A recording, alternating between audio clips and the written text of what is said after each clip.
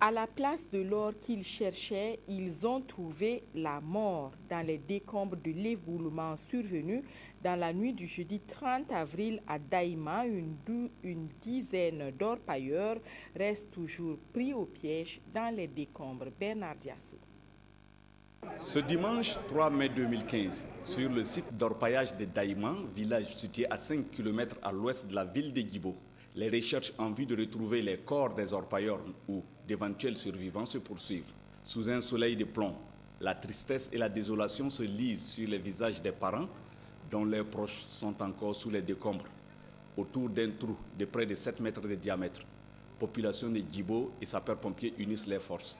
Mais à la date d'aujourd'hui, nous estimons encore à 13 orpailleurs qui sont encore sous les décombres. On a pu en extraire 2.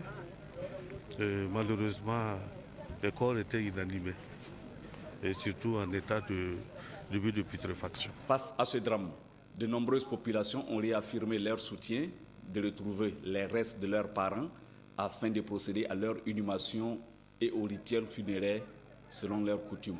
Si on a vu les corps seulement, ça nous a suffi comme ça, parce que ça fait 4 jours on n'est pas vu à la maison là-bas. Donc tout le monde est rentré de pleurer là-bas et puis on a assis ici. On cherche le corps à tellement. Voilà ce qu'il y a là. Ouais. C'est qu'on sache. Parce que les malheurs s'y font, donc on peut essayer en bon Dieu, on trouve le corps d'abord. Si on n'a pas trouvé le corps, on n'a rien de dit.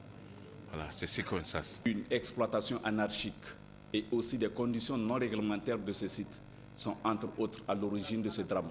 Et le syndicat national des orpailleurs d'en tirer les conséquences. Les responsables de notre syndicat envisagent de négocier avec l'administration le renforcement des mesures sécuritaires sur les nouveaux sites et l'application des nouvelles techniques artisanales d'exploitation à moindre risque. Des membres du gouvernement sont attendus ce lundi pour encourager les parents des victimes et leur apporter un soutien.